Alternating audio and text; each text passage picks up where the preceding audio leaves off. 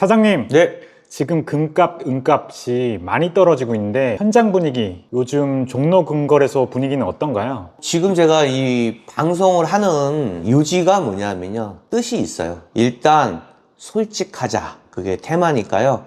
요 방송용 멘트들은 제가 진심으로 말씀을 드리는 요 상황이기 때문에 그것을 한번 이렇게 마음에 두시고 시청해 주시기 바랍니다. 일단은 우성 씨, 네. 금값하고 은값이 생각보다 굉장히 많이 떨어졌어요. 맞습니다. 진짜 저도 깜짝 놀랐습니다. 그래서 일단은 현장 분위기 먼저 말씀을 드릴게요. 일단 보통 금값이 생각보다 많이 빠졌고요. 은값은 생각보다 더 많이 빠졌어요. 사실 저희 전문가 입장에서도 이렇게 많이 빠질 거라고 생각하지 못했습니다. 전문가라 그래서 100%다 맞춘다는 보장은 없지만 그래도 일반 소비자나 시청자 여러분보다는 그래도 좀 많이 알 거 아니에요. 그리고 저 같은 경우에는 30년 정도 이 계통에 있었는데 어느 정도 흐름이나 어떤 계획이나 예측 같은 게 일반 분보다는 낫기 때문에 이것도 시청하는 거 아닙니까? 그런데 뭐 인정할 건 인정해야 될 것 같습니다. 저의 예측이 빗나갔습니다. 그래서 그 점에 대해서 일단 먼저 사과를 드리겠습니다. 왜냐하면은 그런 게 있어요. 저도 이제 요 근래에 금값하고 은값이 많이 떨어져 가지고 많이 불려갔어요. 굉장히 더 바빴습니다. 그래서 유튜브 채널이나 아니면 방송 쪽에서 좀 와서 원인을 좀 알려달라 라고 해서 제가 방송에 나가서 얘기하면서도 약간 마음이 편치가 않았어요. 그건 왜 그러냐면은 결과론인 것 같은 거죠. 예를 들어서 금값이 많이 떨어지고 은값이 더 많이 떨어졌기 때문에 지금 생각해 보니까 이런 원인으로 떨어진 것 같습니다라고 그냥 짜맞추기식 제가 발언을 하지 않았는가. 그래서 약간 좀 반성을 좀 하고 있습니다. 예를 들어서 제가 그 전에 금값이 은값이 이 정도 선이면은 거의 조정이 끝난 가격인데 앞으로는 이게 다져서 올라갈 가능성이 높습니다 라고 말했어요. 솔직해야죠. 말했습니다. 그런데 제 예측과는 벗어나서 금도 더 떨어지고 은은 더 떨어졌어요. 그런데 지금 와서 이렇게 떨어진 상황에 원인은 뭐고 우리는 이 원인 때문에 그렇게 됐고 앞으로는 어떻게 해야 된다. 약간 변명같이 들리더라고요. 그래서 이 영상을 찍는 이유는 일단은 제 예측이 틀렸다는 것을 말씀드리겠습니다. 인정하겠습니다. 제 예측이 틀렸습니다. 그래서 인정할 건 인정을 하고 왜 이런 일이 있었고 앞으로는 시장이 어떻게 될 것인지에 대해서 진지하게 말씀을 드려야 될 것 같습니다. 아까 말씀하셨죠. 현장 분위기. 모든 자산이 그래요. 어떤 자산이 어떤 사이클을 타게 되면요. 이 속도가 모멘텀이라 그러죠. 모멘텀이 그냥 가속도를 얘기하는 거예요. 이 가속도가 굉장히 무섭습니다. 요즘 주식을 보면 알 수 있잖아요. 어떤 가고자 하고 있는 이 힘이 가해지면요. 그 속도가 가속이 돼서 올라가는 그 느낌. 작년이나 재작년에 금이 그랬습니다. 그때의 상황을 보면 금이 한번 딱 추세를 타고 올라갈 때는요. 사도 오르고 어떤 그런 모멘텀으로 갔다는 얘기죠. 그러면은 금값이 오를수록 사고자 하는 욕구가 더 강하기 때문에 금값이 계속 오릅니다. 근데 반대가 됐을 때 그렇잖아요. 예를 들어서 내가 금값이 떨어지면 금 좀 사야지 라고 마음을 먹었어요. 그래서 한돈에 100만 원이 넘는 금 가격이 80만 원 밑으로 떨어졌어요. 나는 80만 원 정도 되면 살 거야. 그런데도 주저하는 거죠. 왜? 이상하다. 내가 목표가인 80만 원이 왔는데 좀 더 기다려볼까? 더 떨어질 것 같은데. 반대적인 성향이 나오는 거죠. 금이 오를 때는요. 와, 지금 금이 너무 많이 올랐어. 그러니까 좀 조심해야 될 것 같아. 그게 아니고요. 금값이 95만 원이네? 그럼 곧 100만 원을 넘겠네. 사는 거랑 마찬가지예요. 그래서 현장 분위기는 저희 금을 사려고 하는 고객분들의 수가 한 3분의 1로 줄었습니다. 그만큼 손님이 금을 사러 안 온다는 얘기입니다. 그러면 금을 파는 건 어때요? 금을 파는 거는 작년이나 재작년보다는 많습니다.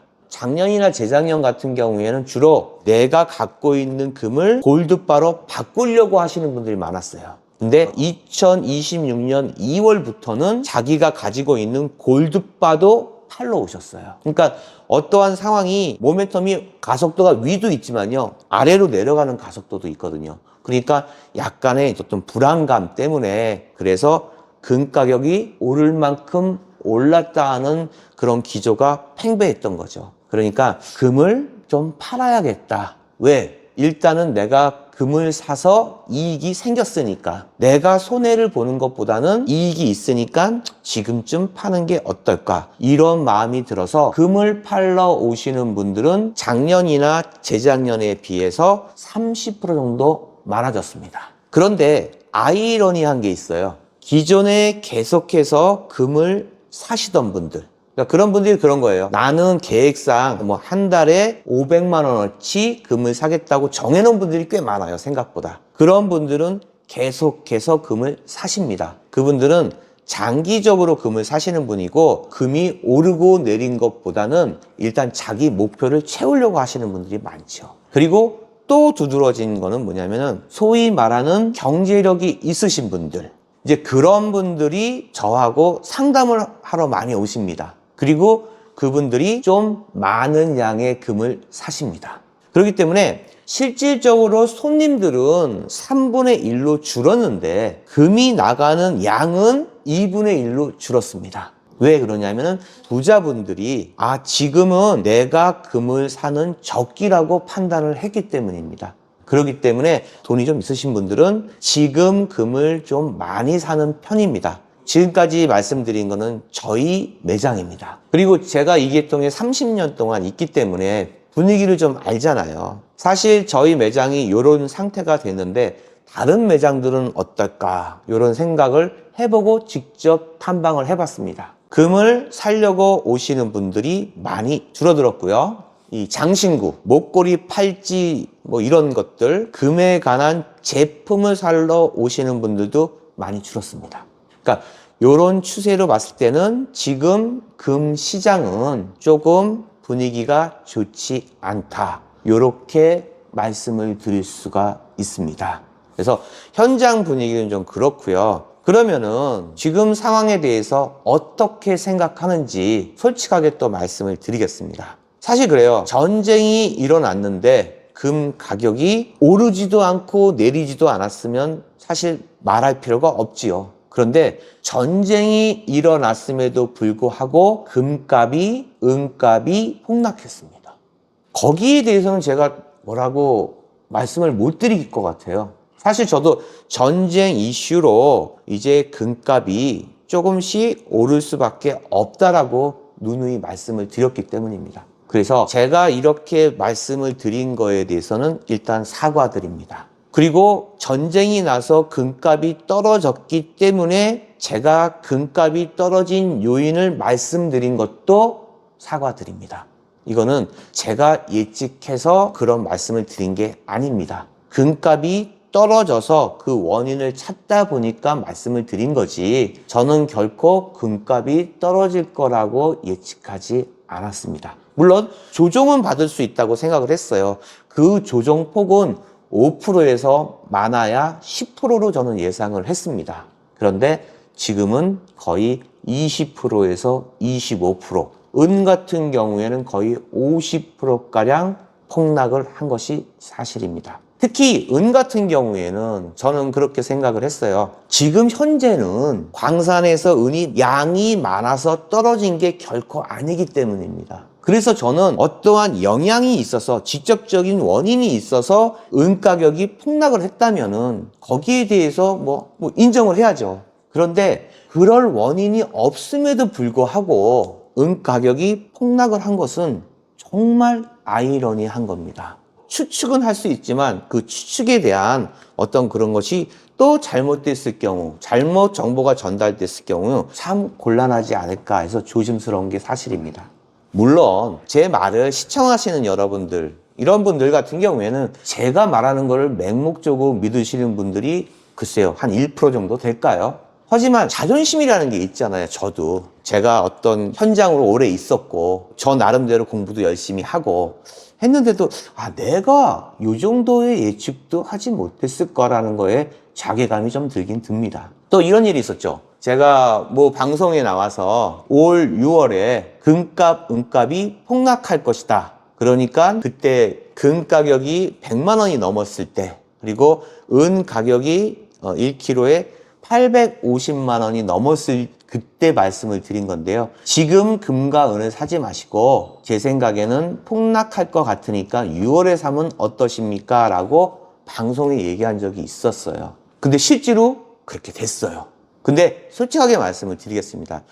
제가 지금 그때 생각했던 제 생각은요, 어떠한 미국에 대한 주식에 대한 거품론, 그리고 달러의 위상이 떨어지기 때문에 앞으로는 금융위기가 올 것 같아서 거기에 안전자산인 금과 은도 쓰나미처럼 밀려오는 이 자산의 붕괴에 버틸 수가 없을 것이라는 의미에서 말씀을 드린 거예요.